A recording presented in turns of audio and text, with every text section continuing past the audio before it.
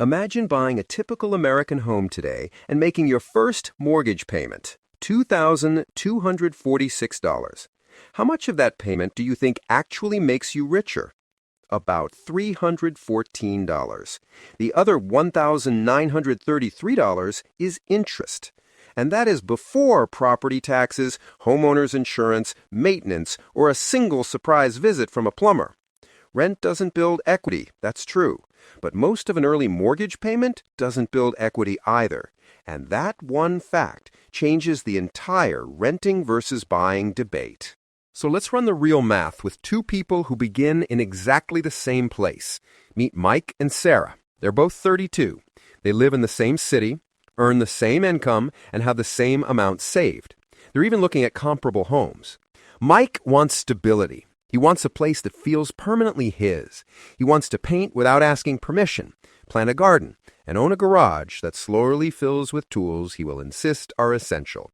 Sarah values flexibility. She may change jobs or cities. She likes knowing that a broken furnace is an email, not a financial emergency. But she also understands something important. Renting only produces a financial advantage if she does something useful with the money she saves. Mike buys, Sarah rents. Then we follow them through three possible checkpoints: year 3, year 10, and year 20. But this isn't a prediction. It is a transparent experiment using current numbers and a range of future assumptions. The goal isn't to declare one of them smarter.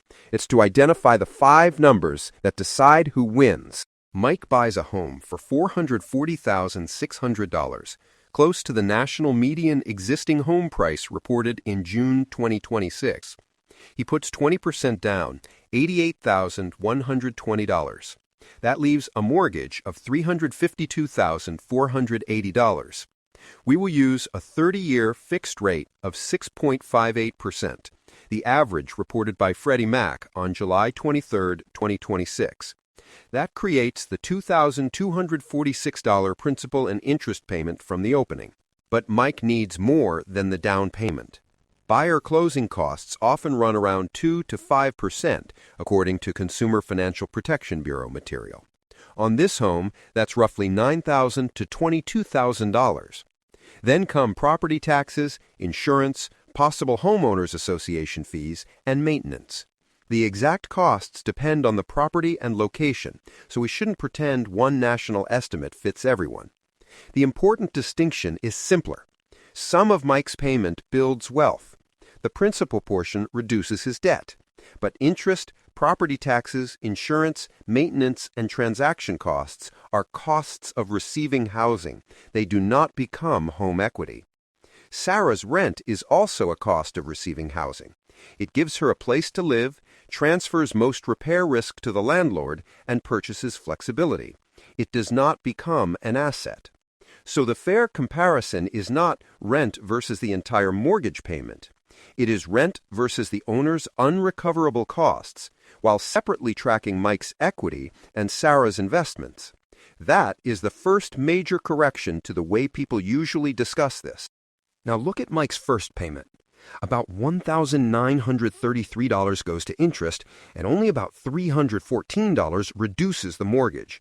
Even after 5 full years, Mike has paid down only about $22,200 of his original $352,000 loan.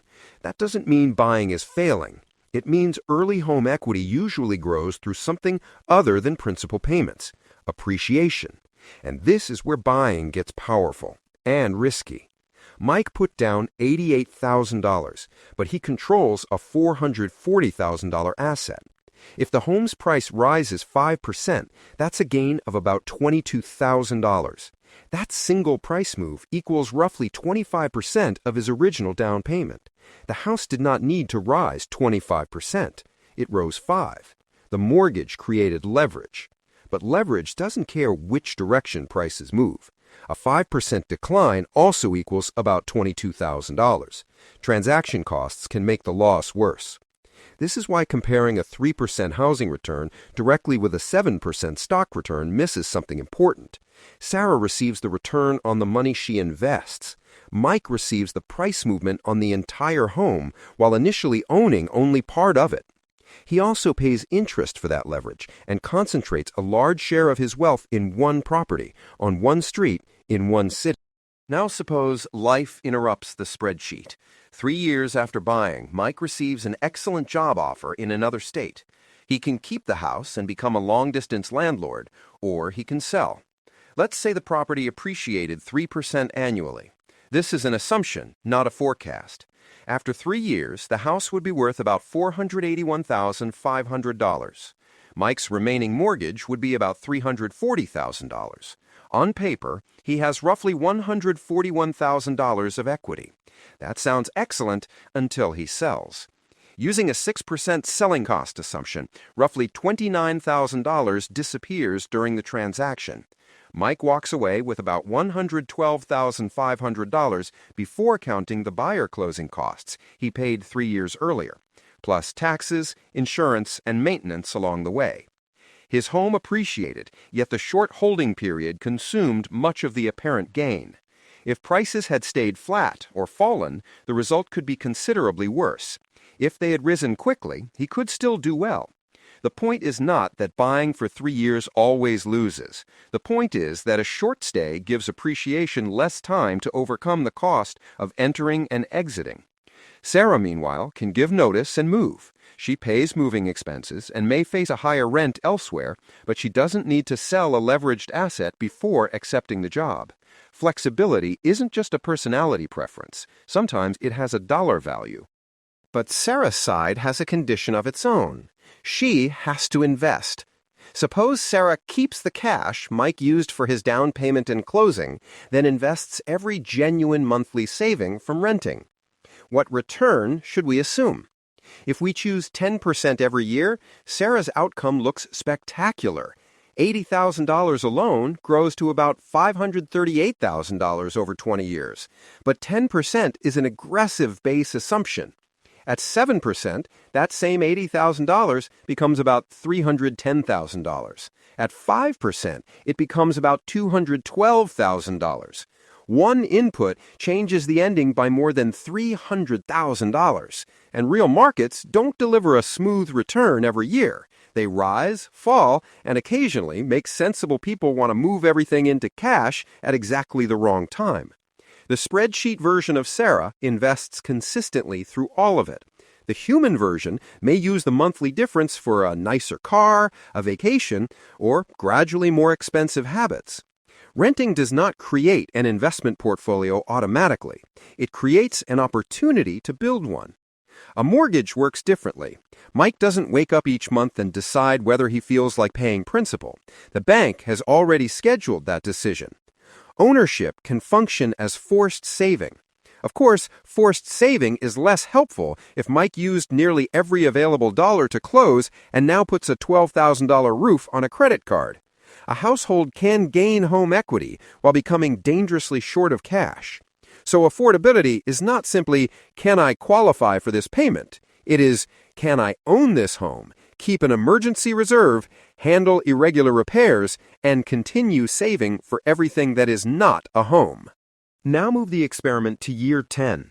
Mike has had more time to absorb his transaction costs. His principal reduction is accelerating. His principal and interest payment is still fixed, although taxes, insurance, maintenance, and association fees may have increased. Sarah's rent has probably changed too. Bureau of Labor Statistics data showed rent of primary residence up 2.8% over the year ending June 2026, but that is a national average, not a promise about Sarah's next renewal. Rent growth varies dramatically by city and year. If Sarah's rent keeps rising while Mike remains in the house, buying begins to look better.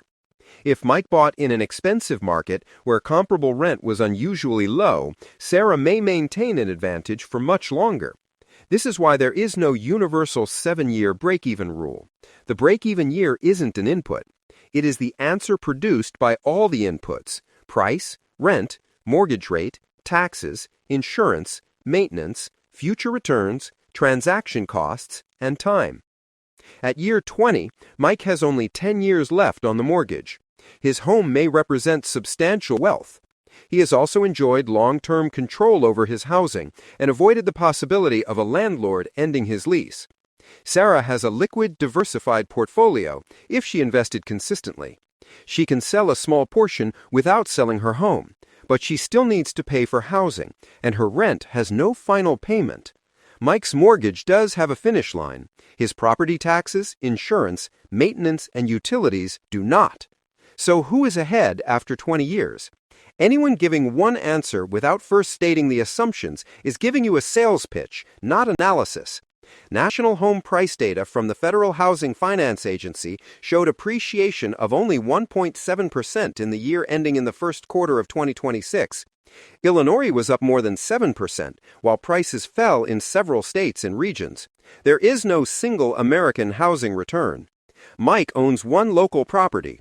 There is no guaranteed stock market return either. Sarah experiences the specific sequence of gains and losses that occurs while she is investing and withdrawing. And taxes don't produce a universal homeowner bonus. Mortgage interest and qualifying property taxes generally help on a federal return only when itemizing beats the standard deduction. Insurance, principal, most closing costs, association dues, utilities, and ordinary repairs are generally not deductible. The honest answer is a range, not a magic number. Fortunately, you don't need to predict the next 20 years perfectly. You need 5 inputs and a few stress tests. First, compare the price of the home with the rent of a genuinely comparable property. Same neighborhood, similar size, condition, schools, parking, and amenities. Comparing a suburban 4-bedroom house with a downtown 1-bedroom apartment proves nothing. Second, calculate all unrecoverable costs. For the renter, that is mainly rent, renter's insurance, and moving or renewal costs. For the owner, include mortgage interest, property taxes, insurance, maintenance, association fees, buyer closing costs, and eventual selling costs. Track principal separately as equity. Third, estimate how long you will stay. Run 3 years, 5 years, 10 years, and 20 years. If an early move breaks the plan, that risk deserves real weight. Fourth, use a range for future returns. Try low, base, and optimistic scenarios for home appreciation and investments. If buying only wins when the house rises 4% every year, that is useful information.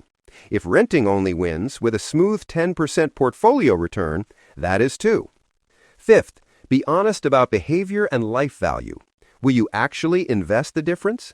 Do you have cash left after closing? Is mobility valuable for your career?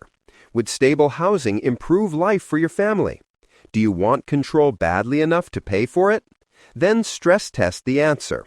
What happens if the roof fails in year 2? If the market falls 20%? If rent jumps? If you move earlier than expected?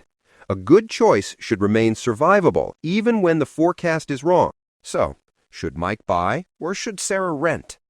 Buying becomes more attractive when Mike expects to stay for a long time, the purchase price is reasonable relative to comparable rent, he keeps adequate cash reserves, and stability matters to him.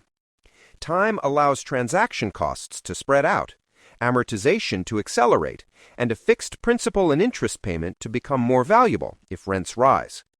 Renting becomes more attractive when Sarah's future location is uncertain. Comparable rent is low relative to the home price, and she actually saves or invests the difference. She receives flexibility, liquidity, diversification, and protection from many large repair surprises. Neither answer is automatically responsible. Neither is automatically a mistake. A home is shelter, a lifestyle choice, a leveraged asset, and an ongoing liability, all at once. A rental is shelter, flexibility, and a decision about where else to put your money. The smartest next step is not declaring yourself team buy or team rent. Find one real home and one genuinely comparable rental in your market. Run the 5 numbers under 3 different futures. Then choose the outcome you can afford and the life you actually want. Because the house or the lease doesn't choose the winner. It only chooses the rules of the game.